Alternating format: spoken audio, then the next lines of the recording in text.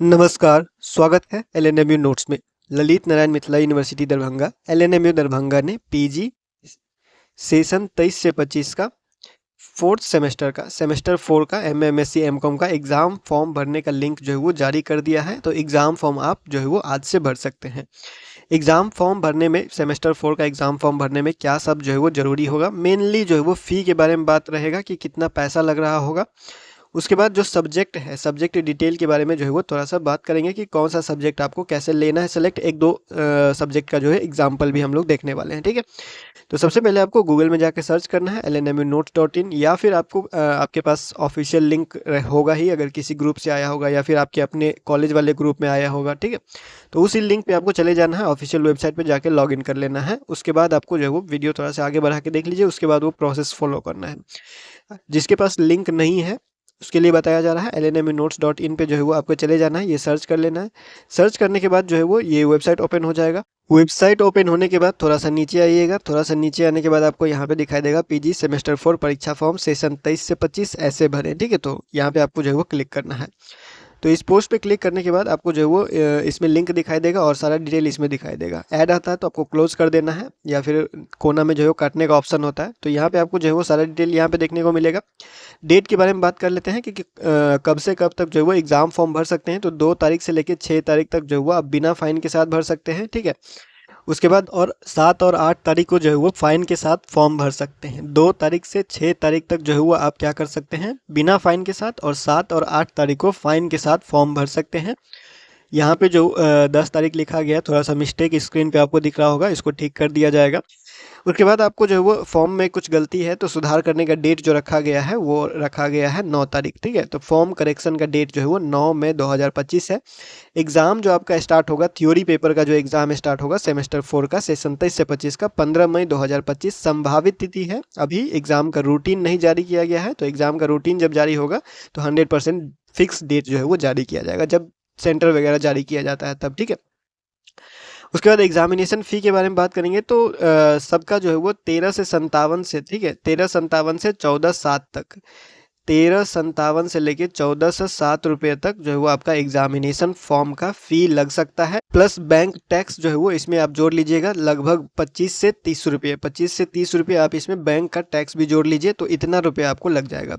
13 से 57 रुपीज़ से लेके 14 से 7 रुपीज़ तक, प्लस बैंक टैक्स, इतना पैसा आपको देना होगा।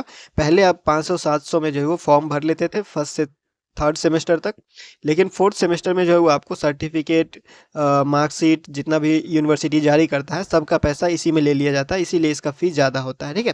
तो 13 से 57 से 14 से 7 रुपया तक, ठीक है? उसके बाद आपको क्या करना है, फॉर्म भरना कैसे है, तो सारा कुछ यहाँ पे आते हैं। नीचे आते हैं तो यहाँ पे आपको जो है वो क्या है, PG 4 semester exam form link दिया हुआ है, तो इस पे आपको जो है वो क्लिक करना है। क्लिक करने के बाद जो है ये ऑफिशियल वेबसाइट है यूनिवर्सिटी का, ये ओपन हो जाएगा और यहीं पे आपने सब कुछ किया हुआ है। पीजी का जितना भी आपका रिजल्ट होता है, मार्कशीट होता है, सारा कुछ, एडमिट कार्ड, ये सब कुछ यहाँ पे ही आता है, ठीक है? तो स्टूडेंट लॉगिन पे क्लिक करना है, उसके बाद यूज़र नेम और पासवर्ड डाल के यहाँ पे लॉगिन करना है, ठीक है? लॉगिन करने के बाद का क्या प्रोसेस होता है वो आपको बताते हैं। उसके बाद आपको जो है वो इस तरह से दिखाई देगा ऑप्शन वगैरह, जो आपने first semester, second semester, third semester में भी फॉर्म भरा है, तो इसी तरह से ऑप्शन दिखाई देता है। तो एग्जाम फॉर्म और बैक एग्जाम फॉर्म का ऑप्शन दिखाई देगा। एग्जाम फॉर्म का ऑप्शन सेशन 23-25 वाले के लिए होगा, ठीक है?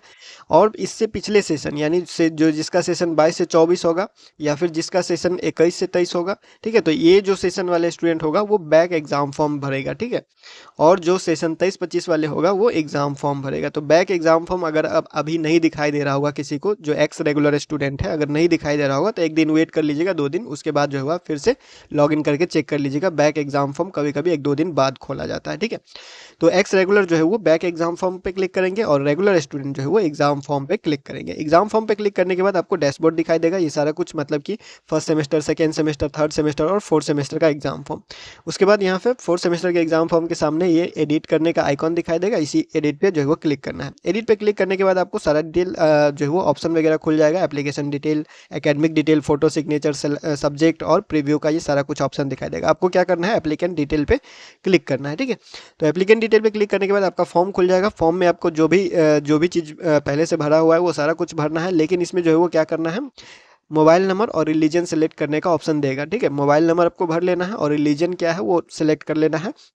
और एड्रेस वगैरह सब कुछ देख लीजिएगा सही से भरा हुआ है या नहीं भरा हुआ है। कुछ जो है वो अब आपको चेंज करना होगा या फिर कुछ में एडिटिंग का ज़रूरत पड़ेगा तो आप जो है वो कर लीजिएगा, ठीक है। मोबाइल नंबर और रिलीजन ये आपको जो है वो अभी भरना है और बाकी सब पहले से भरा हुआ रहेगा, ठीक है।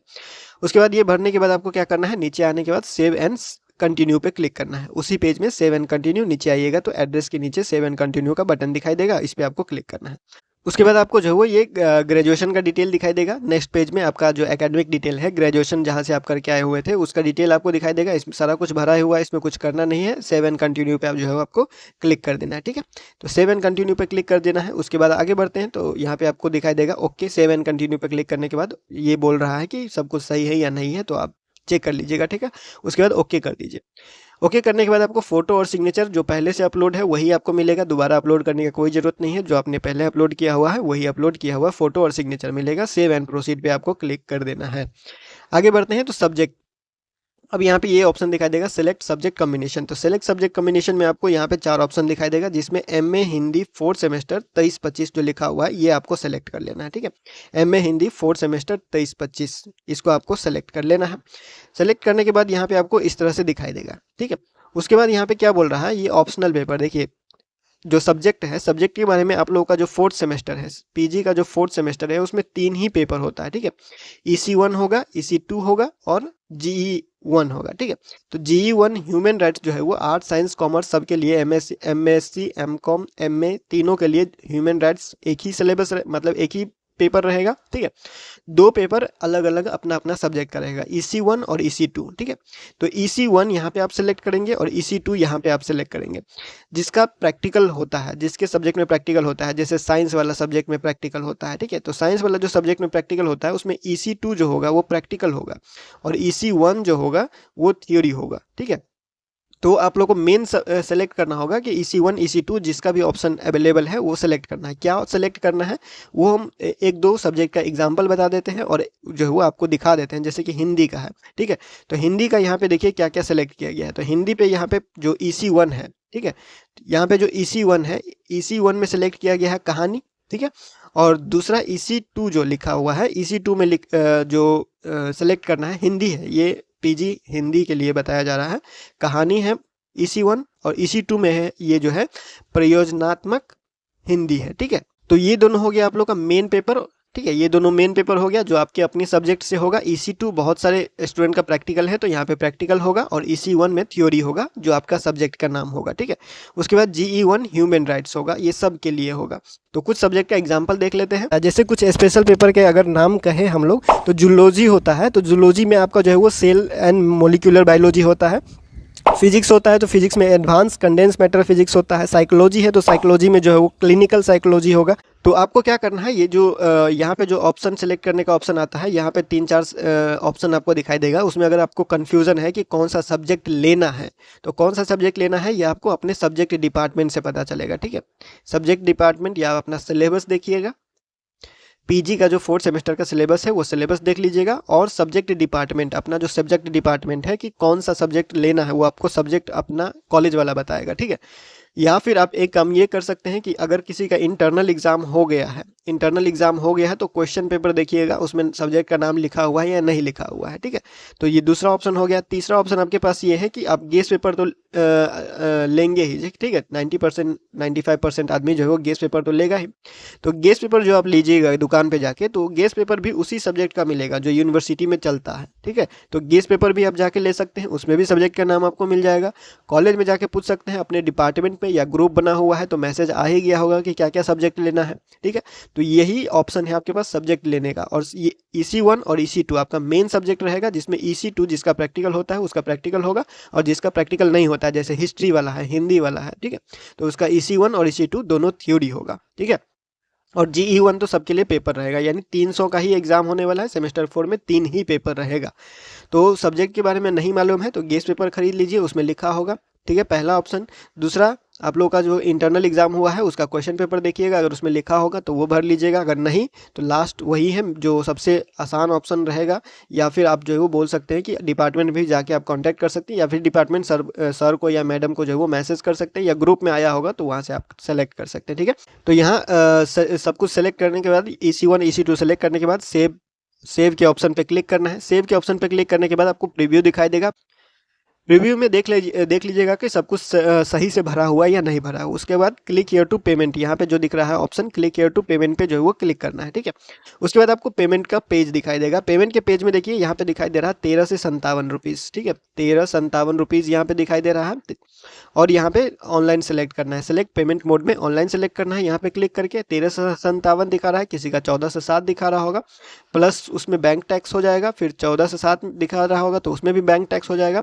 अगर हम यहाँ पे दिखाते हैं तो देखिए बैंक टैक्स कितना लग रहा है। देखिए यहाँ पे 13 से 57 में 27 रुपया 69 पैसा जो है वो क्या लग रहा है, टैक्स लग रहा है, ठीक है। सर्विस चार्ज यहाँ पे लग रहा है 2% ऑफ द फीस, तो 1384 हो गया, मान लीजिए 1385, ठीक है। 1385 यहाँ पे पेमेंट लग रहा है। अब ये आप ऑनलाइन कर सकते हैं, क्रेडिट कार्ड से, डेबिट कार्ड से, जो भी आपके पास अवेलेबल है, नेट बैंकिंग। तो प्रोसीड टू पे पे क्लिक करना है। उसके बाद आपको नेक्स्ट पेज में यहाँ पे आपको ऐसा दिखाई देगा, तब जाके आपको पे नाउ एंड सबमिट एप्लीकेशन पे क्लिक करना है। उसके बाद आपको जो है वो कार्ड डिटेल भरने का ऑप्शन आएगा। अपना कार्ड डिटेल भरिएगा, एटीएम कार्ड का डिटेल भरिएगा। उसके बाद आप जो है वो पेमेंट कीजिएगा। पेमेंट करने के बाद प्रिंट आउट जो है वो जैसे जिस तरह से यहाँ पे आपको दिखाई दे रहा होगा, प्रिंट आउट करने का ऑप्शन अगर आपको डायरेक्ट नहीं आता है तो जब आप फॉर्म खोलते हैं, होम पेज पे, डैशबोर्ड पे, तभी आपको शुरुआत में ही यहाँ पे प्रीव्यू का ऑप्शन दिखाई देता है, फॉर्म प्रीव्यू का ऑप्शन यहाँ पे, ठीक है। फॉर्म प्रीव्यू का जो ऑप्शन दिखाई देता है, इसमें आके आप वापस से प्रिंट निकाल सकते हैं अगर आपका एक बार पेमेंट हो जाता है सक्सेस तो, ठीक है। तो यही था सब्जेक्ट के बारे में और फी के बारे में सारा कुछ जो है वो आपको बता दिया गया है। फिलहाल इस वीडियो में इतना ही, मिलते हैं अगले वीडियो में अगले अपडेट के साथ LNMU नोट्स के यूट्यूब चैनल पे।